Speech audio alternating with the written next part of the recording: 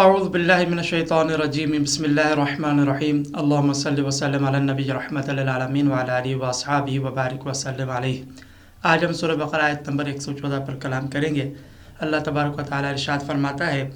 وَمَنْ أَظْلَمُ مِمَّنْ مَنَعَ مَسَاجِدَ اللَّهِ أَنْ يُذْكَرَ فِيهَا اسْمُهُ وَسَعَى فِي خَرَابِهَا أُولَئِكَ مَا كَانَ لَهُمْ أَنْ يَدْخُلُوهَا إِلَّا خَائِفِينَ لہم فی الدنیا خزی ولہم فی الآخرۃ عذاب عظیم۔ اللہ تبارک و تعالی ارشاد فرماتا ہے اور اس سے بڑھ کر ظالم کون ہے کہ جو اللہ کی مساجد میں اللہ کے ذکر سے روکے اور ان مساجد کو ویران کرنے کی کوشش کرے۔ یہ لوگ بغیر خوف کے مسجدوں میں داخل ہونے کے لائق نہیں، ان کے لیے دنیا میں رسوائی ہے اور آخرت میں ان کے لیے بڑا عذاب ہے۔ اس آیت کے شان نزول کے بارے میں مفسرین کے مختلف اقوال ہیں۔ ایک قول کے مطابق نصارہ عیسائی بیت المقدس میں گندگی پھینکتے تھے اور لوگوں کو اس میں نماز پڑھنے سے منع کرتے تھے، تو ان کی مذمت میں یہ آیت کریمہ نازل ہوئی۔ لیکن دوسرے اور راجح قول کے مطابق یہ آیت کریمہ ان مشرکین کی مذمت میں وارد ہوئی ہے کہ جنہوں نے شروع اسلام میں سرکار دو عالم علیہ الصلوۃ والتسلیم اور آپ کے اصحاب رضی اللہ عنہم اجمعین کو کعبۃ اللہ شریف میں نماز پڑھنے سے روکا تھا۔ چنانچہ پھر یہ آیت کریمہ نازل ہوتی ہے اور اللہ تعالیٰ ارشاد فرماتا ہے اور اس سے بڑھ کر ظالم کون ہے کہ جو اللہ کی مساجد میں اللہ کے ذکر سے روکے اور ان مساجد کو ویران کرنے کی کوشش کرے۔ اگرچہ اس آیت کریمہ میں کفار کی حالت بیان کی جا رہی ہے، لیکن اس آیت کا حکم عام ہے۔ گویا کہ اس آیت میں اس بات کی طرف اشارہ ہے کہ کوئی بھی شخص مساجد میں اللہ کا ذکر ہونے سے روکے تو اسے سب سے بڑھ کر ظالم قرار دیا گیا ہے۔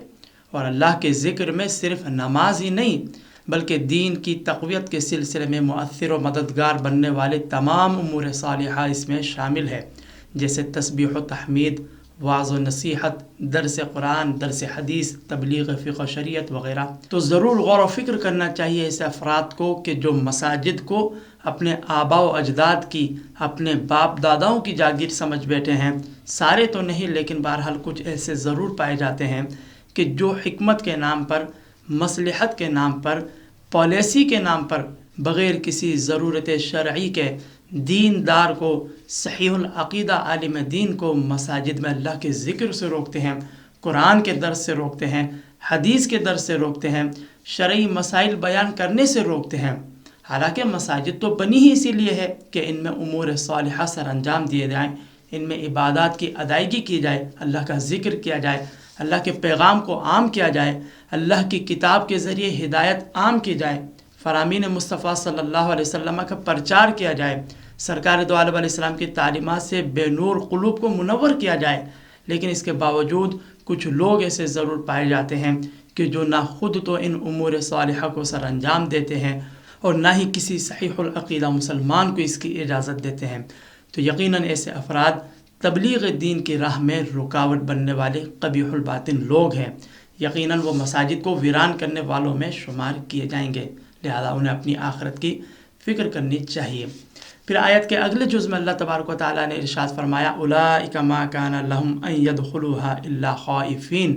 لهم فی الدنیا خزی ولهم فی الآخرۃ عذاب عظیم۔ اللہ تعالیٰ ارشاد فرماتا ہے کہ یہ لوگ یعنی مساجد کو ویران کرنے والے لوگ بغیر خوف کے مسجدوں میں داخل ہونے کے لائق نہیں، ان کے لیے دنیا میں رسوائی ہے اور آخرت میں ان کے لیے بڑا عذاب ہے۔ یعنی یہاں بیان کیا جا رہا ہے کہ جن لوگوں نے اللہ تعالیٰ کے گھر میں اللہ کا ذکر ہونے سے روکا تو ان کفار کو دنیا میں ہی ذلت و رسوائی کا سامنا کرنا پڑا، یعنی وہ ہلاک کر دیے گئے، گرفتار کر دیے گئے، جلا وطن کر دیے گئے۔ یہ تو دنیاوی ذلت تھی اور آخرت میں ان کے لیے دردناک عذاب کی وعید بھی بیان ہوئی ہے۔ لہذا اس سے اشارتاً ایک بات یہ بھی معلوم ہوئی کہ مساجد کو اپنے باپ داداؤں کی جاگیر سمجھ کر ان مساجد میں اللہ کے ذکر کو روکنے والے، امور صالحہ سے روکنے والے، درس قرآن، درس حدیث پر پابندی عائد کرنے والے، ان مساجد کو ویران کرنے والوں کو آخرت میں تو عذاب ہوگا ہی، لیکن ایسے افراد دنیا میں بھی ذلت و رسوائی کے شکار ہوں گے۔ ایسے افراد کو اللہ تبارک و تعالی توفیق ہدایت عطا فرمائے، عقل سلیم عطا فرمائے، حق و باطل میں تمییز کی صلاحیت عطا فرمائے، آمین۔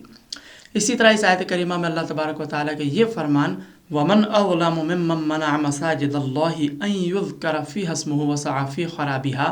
اس آیت مبارکہ میں اللہ تبارک و تعالیٰ نے این یذکر یہ لفظ مطلق ذکر فرمایا ہے، بغیر کسی قید کے بیان فرمایا ہے،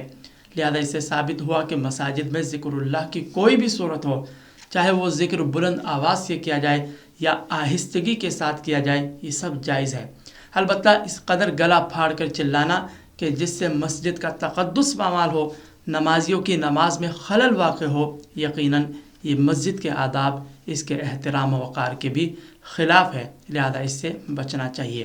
ہاں اتنا ضرور ہے کہ علماء اسلام کا اس مسئلے پر اتفاق ہے کہ مساجد میں جب جماعت کے ساتھ نماز قائم کی جائے تو فرض نماز کے بعد بلند آواز سے ذکر اللہ کرنا یہ احادیث کریمہ سے بھی ثابت ہے۔ بخاری شریف میں یہ روایت موجود ہے، حضرت ابن عباس رضی اللہ تعالیٰ عنہما ارشاد فرماتے ہیں کہ فرض نماز سے فارغ ہونے کے بعد بلند آواز سے ذکر کرنا نبی کریم صلی اللہ علیہ وسلم کے زمانے مبارکہ میں یہ معروف تھا۔